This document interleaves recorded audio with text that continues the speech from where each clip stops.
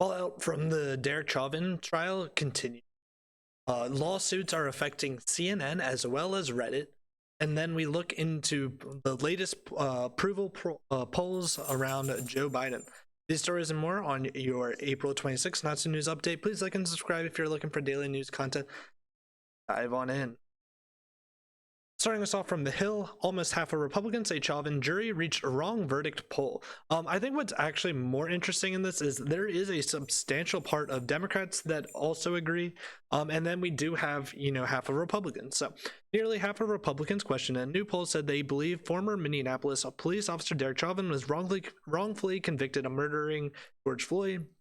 A total of 46% of the respondents to a CBS News YouGov poll who identified Republicans said the Hennepin County jury reached the wrong verdict.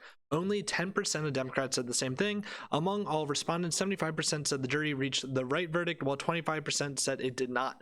I think what's kind of interesting here, one, we have the 10% of Democrats that say the wrong verdict was reached, and then also, we have the 50% of Republicans. I think what's kind of interesting about this number, though, is if we compare this to a normal jury of 12 people, you would expect there to be, at a bare minimum, roughly around that 90% rate of individuals that say that they believe the conviction is correct. Otherwise, you would kind of expect there to be, the potential for one jury member that doesn't agree with the others. I know my personal stance going in, the third-degree murder charge, in my opinion, didn't make sense whatsoever. I was leaning towards a yes on the manslaughter, and I was a little iffy on the second-degree murder, leaning towards no on that.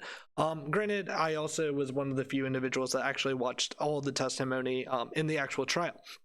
Obviously, the participants in this poll didn't necessarily watch the entire trial, and it's going to hit some of the other stories that we talk about in next. First, the George Floyd verdict would not have happened without months of protests. This is one of the main reasons why we see a feeling that the verdict wasn't correct. Not necessarily that the decision that was made wouldn't have been the decision made if only the facts were considered in the case, but there's going to be critics of these BLM marchers because it gives a feeling of terrorists deciding how our jury system or our judicial system works.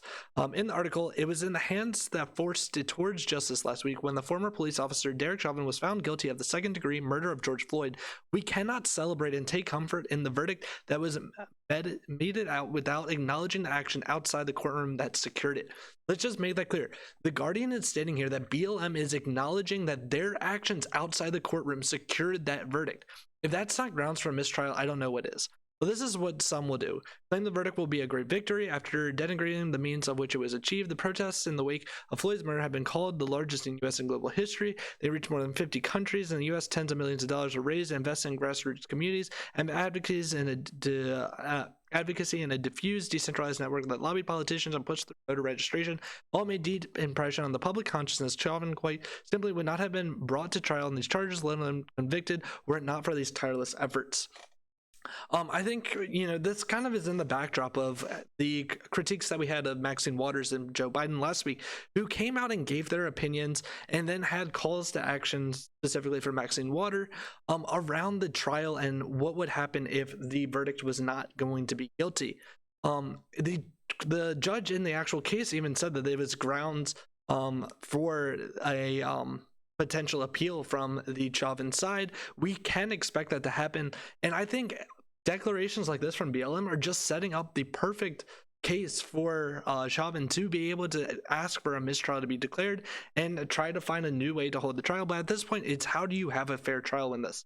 I think one of the hardest things going on with the advance in technology is how do you have an impartial jury for stuff like this, where everyone has seen the videotape, everyone has formed an opinion at this point, and at this point it's going to be nearly impossible to find a jury that is not already tainted by the event surrounding BLM around the events of that particular video. And it leads us to question of, if a reasonable jury cannot perform the actions needed, how does an individual actually have a fair trial? Being reported by Fox, Portland's Democratic mayor begs public to help unmask members of self-described anarchist mob. Portland is actually taking a very interesting turn. They have had a lot of protests, specifically following the trial of Derek Chauvin. Granted, the same protests have been going on, for over a year now. So I don't think it's directly related to the Derek Chauvin and BLM, ties. But it was just kind of an extra excuse to go out. In the article, Portland Mayor Ted Wheeler called Friday for the city's residents to assist authorities in their efforts to unmask members of the self-described anarchist mob who have engaged in acts of violence and vandalism in recent months. The Democrat extended a state of emergency in Portland through Monday amid concerns about potential unrest following the trial of Derek Chauvin, former Minneapolis police officer found guilty on all charges for the death of George Floyd. The Portland mayor asked the public to come forward with any information on members of the anarchist group. The city is beginning to recover, but self-described anarchists who engage in regular criminal destruction don't want things to open up to recover, Wheeler said. They want to prevent us from doing the work of making a better Portland for everyone. They want to burn, they want to bash. This is really interesting, specifically because Ted Wheeler last year, specifically when doing his election campaigning, would not have this language against Antifa and BLM. He was running against an individual who self-described as a member of Antifa, and he had to, in some ways, give a lot of his rhetoric to that, and this is a very big turn for him. Be interesting to see if this hurts him in the future. However, I do think that this is the best for the city moving forward. Coming from the Hill, the senator from West Virginia, Joe Manchin, I'm not a roadblock to Biden's agenda. This last week, we've seen a lot of push from Joe Biden when it comes to his infrastructure plans, and Manchin is being called a roadblock. In the article, Democratic Senator Joe Manchin on Sunday shot down accusations that he is a roadblock in efforts to pass Democratic legislation, saying his opposition was part of good government. On CNN State of the Union, host Dana Bash asked Manchin how he would respond to accusations from Democrats that he is a roadblock, noting that Democratic lawmakers feel they have a limited time to pass legislation important to their party before a risky midterm election that could take away their slim majorities in the House and Senate. I'm not a roadblock at all. The best policies is good government. I can't believe that people believe that if you do it my way, then that will give us the momentum to get through the next election, Manchin said. We won't give up the system a chance to work. I'm not going to be part of blowing up the Senate of ours, or basically this democracy of ours, or the republic that we have. This is kind of also hitting a lot of his views when it comes to the filibuster. And it's interesting to see that we have a Democrat that's almost serving the purpose of like Romney did in the Republican side, an individual that's, at least protecting the other side of the aisle. Unfortunately, I think that Manchin is only a matter of time before he kind of gives in to the Democratic policies. But they do hit a good point that they are. I'm not a roadblock at all. They do hit a good point here, though, that the Democrats have a very slim majorities in both the House and the Senate, and if they make bad policy decisions that they feel are being rushed through, that's, in my opinion, only going to hurt the Democrats more in their upcoming midterm election.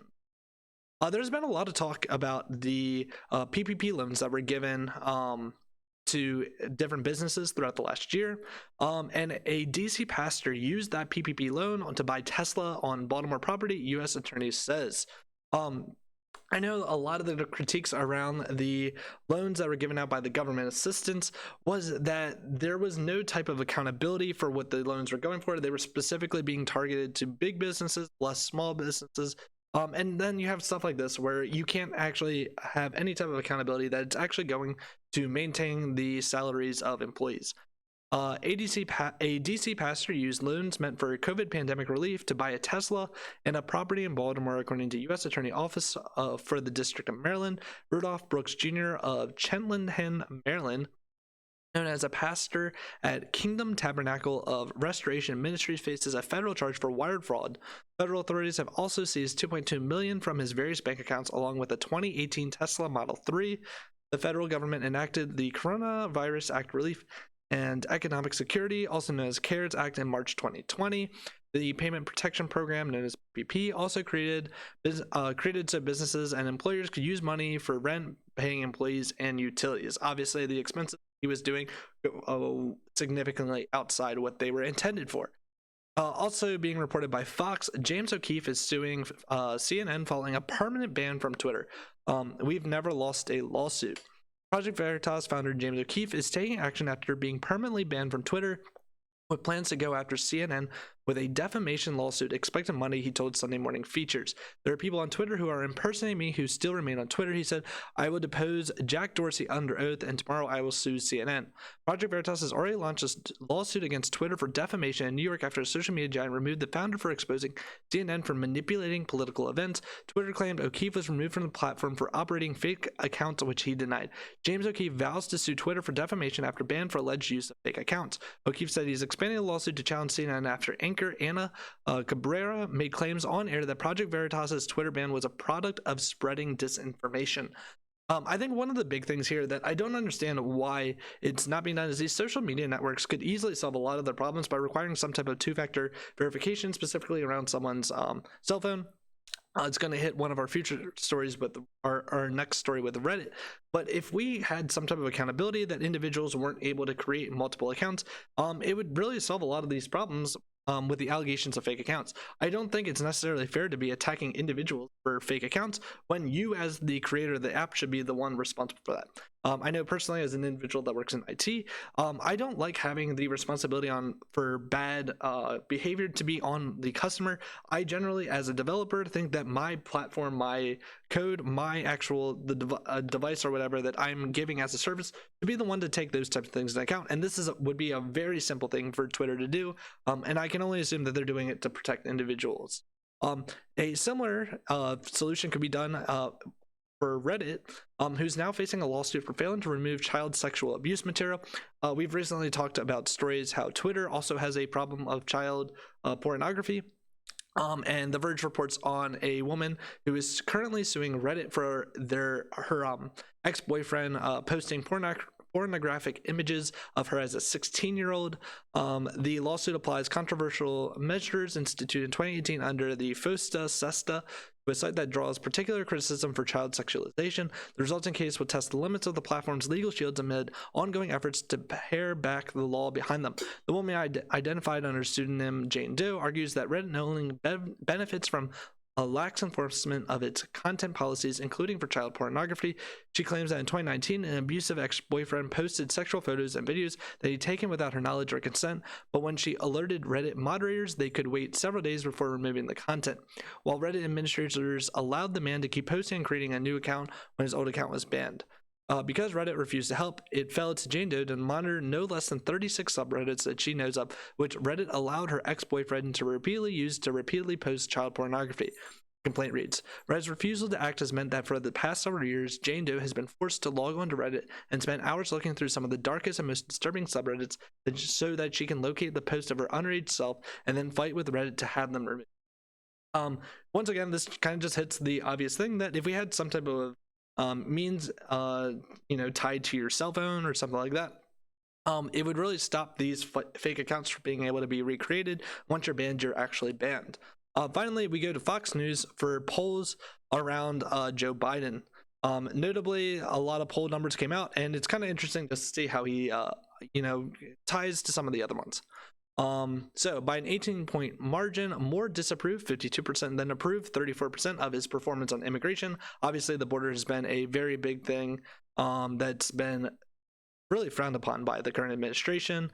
Views are nearly identical on border security, which have a 51 to 35, where 35 approve. Biden's best rating comes in coronavirus, where he has a 58 approve, 34 disapprove. Marks are low on healthcare, where 48 approve, 37 disapprove. Economy, which is a 48 approve, 42 disapprove. Foreign policy, which is a 42-41, kind of interesting there. And guns, which is a 36 approve, 49 disapprove issue. Kind of interesting to see that guns are actually being hit.